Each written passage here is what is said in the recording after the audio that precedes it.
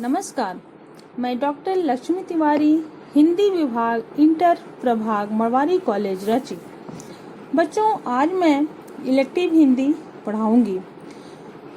बच्चों, जैसा कि मैं पिछले क्लासेस में बनारस शीर्षक कविता पढ़ाई थी, उसी का शेष भाग आज मैं पढ़ाऊंगी। बनारस शीर्षक कविता के कवि हैं केदारनाथ सिंह। कवि आगे कहते हैं कि क्या तुमने कभी खाली कटोरों में बसंत का उतरना देखा है? अर्थात प्रायः अभावग्रस्त लोगों को उल्लासपूर्वक खुशियां मनाते कहीं नहीं देखा जाता, परंतु बनारस में बसंत के समय भिखारियों तक के चेहरों पर उमंग भरी चमक छा जाती है। कवि कहता है कि यह शहर इसी तरह खुलता है, अर्थात यहाँ हर दिन का प्रारंभ ऐसे ही उल्लास और प्रसन्नता के साथ होता है।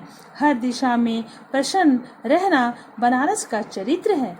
लोगों की स्वाभाविक उमंग, आशा और जिजीविषा से यह शहर इसी तरह भरता रहता है, परंतु यह शहर इसी तरह खाली भी होता है। इस तरह प्रतिदिन एक अंतहीन शौक को उठाए हुए कंधे अंधेरी गली से निकलकर चमकती हुई गंगा की ओर ले जाते हैं, अर्थात वे मृत्यु रूपी अंधकार से मोक्षदायिनी गंगा के पास ले जाकर शव का दाह संस्कार करते हैं।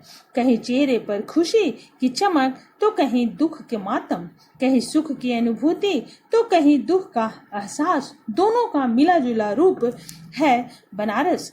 प्राचीन काल से ही अंतहीन सिलसिला इस शहर में चला आ रहा है। यही यहाँ की स्वाभाविक दिनचर्या है। यहाँ शहर में धूल धीरे धीरे उड़ती है, लोग धीरे धीरे चलते हैं, मंदिरों घाटों पर घंटे धीरे धीरे बजते हैं। बनारस की जीवन शैली यहाँ हर कार्य अपनी ही गति में होता है। सभी कार्यों का धीरे धीरे होना यहाँ का स्वाभाविक चरित्र है। यहाँ धीरे धीरे होने की सामूहिक गति पूरे शहर को मजबूती से बांधे हुए है। इस मजबूत बंधन में बंधे होने से यहाँ का कुछ भी गिरता नहीं है, कुछ भी हिलता नहीं है। कवि कहते हैं कि यहाँ जो भी चीज पहले से जहाँ पर थी, आज भी वहीं पर रखी हुई है। गंगा नदी वहीं पर है, अर्थात गंगा के प्रति आस्था और श्रद्धा उसी प्रकार बनी हुई है। नाव भी वहीं पर बंधी हुई है। सैकड़ों वर्षों से तुलसीदास की खड़ाओं वहीं पर रखी हुई है। भाव यह है कि सैकड़ों वर्षों से बनारस के चरित्र में कोई बदलाव नहीं आया।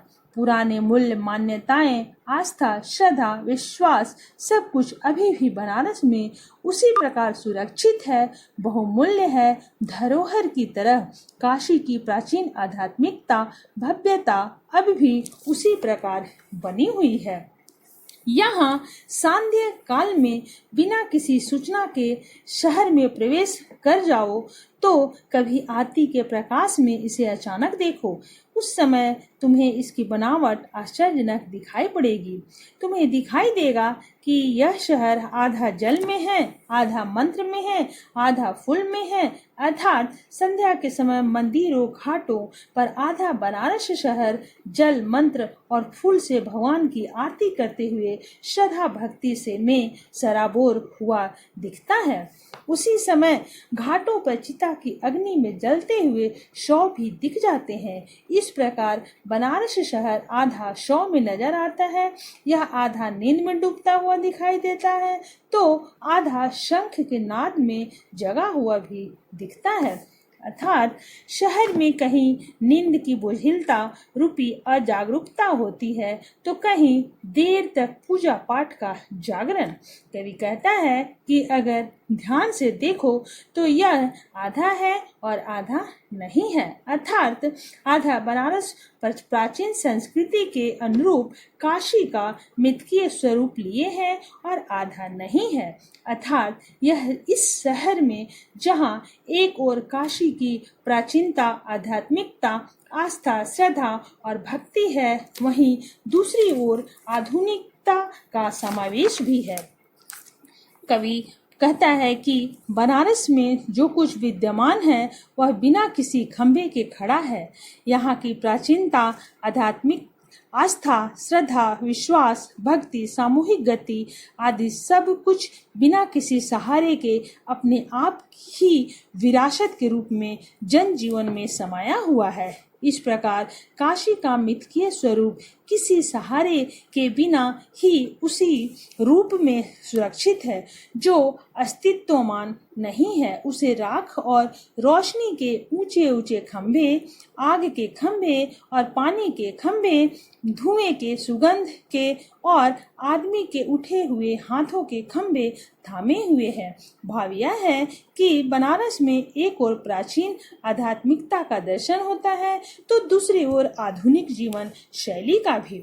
यहाँ कवि कहता है कि बनारस शहर शताब्दियों से किसी के न देखे हुए सूर्य को अर्घ्य देता हुआ गंगा के जल में अपनी एक टांग पर खड़ा है, अपनी दूसरी टांग से बिल्कुल अनजान बना हुआ है।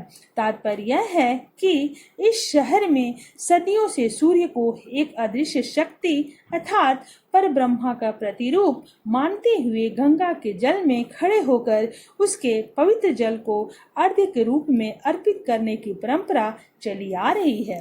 लोग गंगा स्नान करते हैं, सूर्य को ईश्वर को का रूप मानते हुए एक पैर पर खड़े होकर अर्घ्य देते हैं। उस समय उन्हें अपने दूसरे पैर का ध्यान नहीं होता।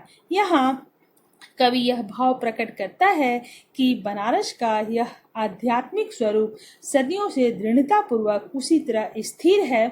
शहर के जीवन में कई आधुनिकता का इस आस्था, श्रद्धा और भक्ति पर भी कोई प्रभाव नहीं पड़ता। इस प्रकार बनारस की प्राचीनता, आध्यात्मिकता और भव्यता चिर अस्थायी बनी हुई है। तो बच्चों, आज यह हमारा कविता बनारस यहीं पर समाप्त होता है। इसी में अंकित है दिशा। दिशा कविता केदारनाथ सिंह की ही है। जैसा कि केदारनाथ सिंह के बारे में मैं पहले बताई थी कि केदारनाथ सिंह मूल रूप से मानवीय संवेदनाओं के कवि हैं। तो यह दिशा कविता एक लघु कविता है।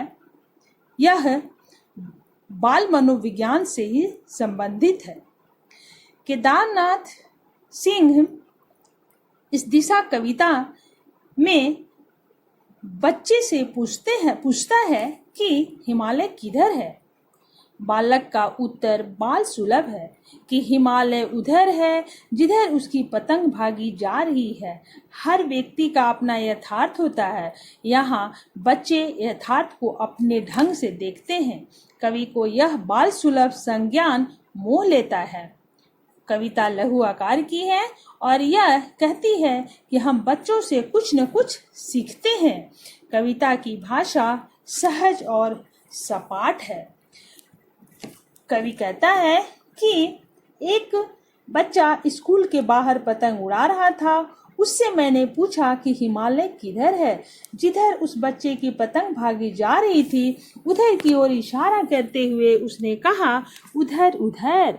कवि कहता है कि मैं स्वीकार करता हूँ कि मैंने पहली बार जाना कि हिमालय किधर है। कवि के कहने का तात्पर्य यह है कि उस समय कवि ने पहली बार यह अनुभव किया कि प्रत्येक व्यक्ति का अपना अपना यथार्थ होता है। बच्चे दुनिया की हर चीज को अपने ढंग से देखते हैं। उनका सरोकार सिर्फ अपनी छोटी सी दुनिया से होता है। तो बच्चों, आज यह हमारा कविता समाप्त होता है। फिर मैं अगले क्लास में मिलूंगी। धन्यवाद।